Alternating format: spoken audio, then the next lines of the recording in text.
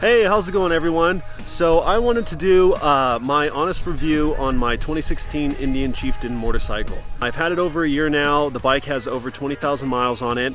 Basically going to make this review for anyone who's interested in the bike, whether it's a 2016, 2017, 2018. I do have an Indian Chieftain Dark Horse, so it is the matte black, which is my favorite. That's why I bought it. So this review is for anybody interested.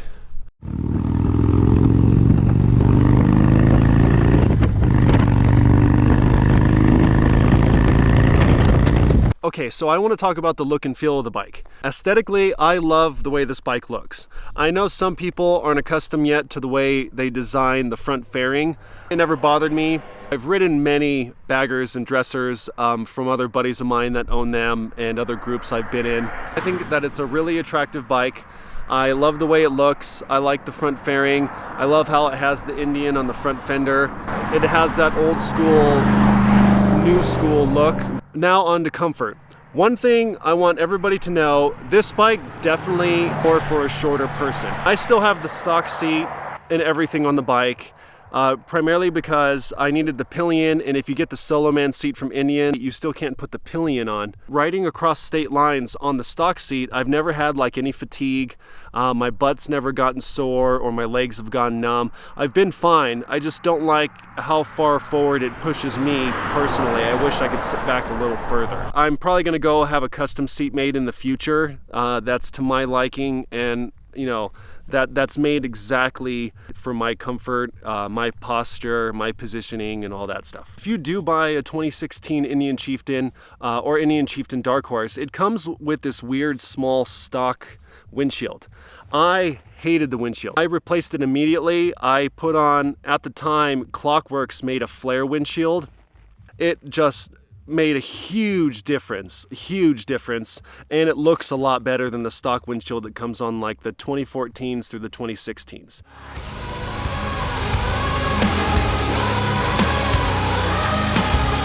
I wouldn't take back a moment, not one miserable moment. I give it all till there's nothing, I'll walk in alone. So yes, now on to engine and performance. So I know this is a huge topic for everybody. This bike definitely has more torque than the Street Glide and the Road Glide, hands down. And I'm talking about the 103 stock engines. That I know for sure. I've raced against my buddies for fun on straightaways all the way to 6th gear.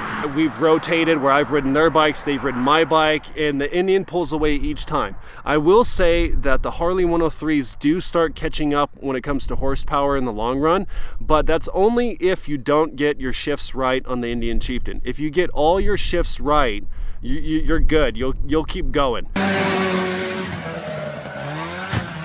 If anybody knows or has raced the 111 Thunderstroke engine against the 107, I'd love to hear about it, or if leave a comment, let me know, does it have more torque? Does it have more horsepower in the long run? What's your experience comparing that, performance-wise? One thing that the Indian Chieftain does that is really annoying, and yes, you will see this in all the forums.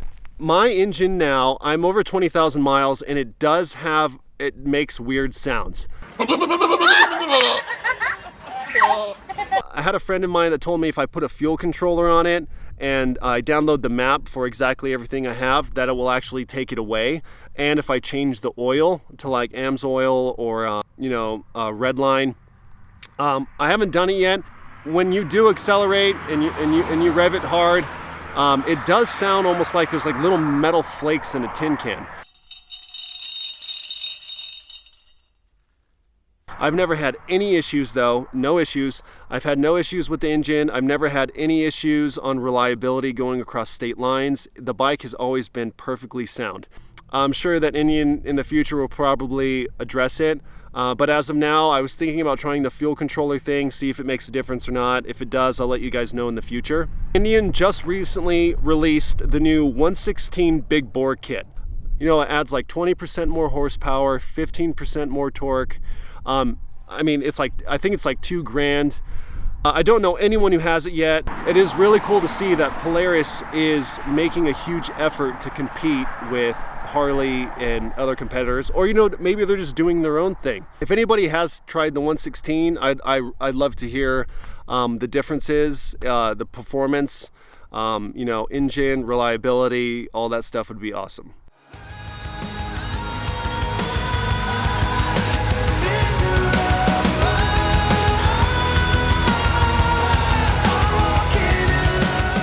So I wanted to talk about tires. I've gone through 3 different brands of tires on this bike.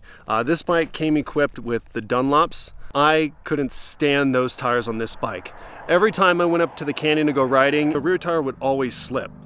So I ended up taking it off at about 2,000 or 3,000 miles after I bought the bike, and I replaced it with the Metzler's, the ME 888s. I had the Metzler on for about 8,000 miles, I think maybe less, 7,000 to 8,000 miles. And the rear tire was done. The front tire is okay. Still, it's gonna need to be replaced soon.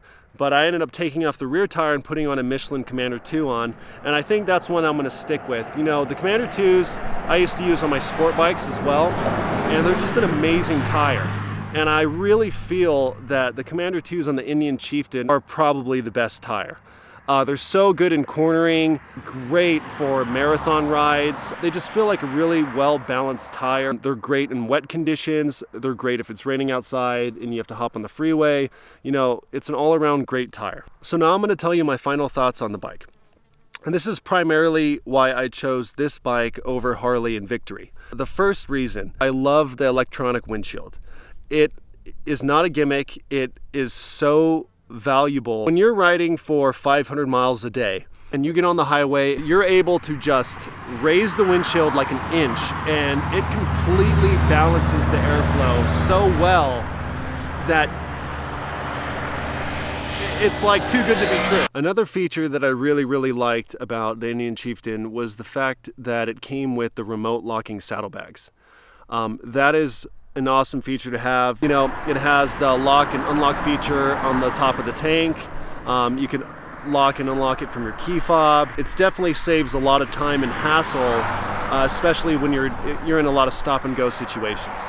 I think that's a great feature to have. That's also something that should definitely be put on every bike, but that sold me as well. The one thing that did suck about me buying the 2016 is a year later, Indian came out with the new ride command system. That was definitely a burn. They upgraded the speakers as well, and pretty much the whole dash just looks better. I wish that there was some kind of incentive that we could get. It's not one of those things where I would even go as far as like, oh, I want to trade in my bike just to get the new infotainment system, but it would be cool if there was a way where they can somehow put that ride command system on the older Indian Chieftains. But I mean, you could only dream. But you know, whether you're going with the Victory, Harley, or the Indian baggers, I feel the reliability is there today, and I've seen guys already have over 100,000 miles on this bike and on the same engine, and haven't had any issues. To sum everything up, everything that I primarily like about this bike that's hard to pass up is the electronic windshield. You know, this bike has awesome torque.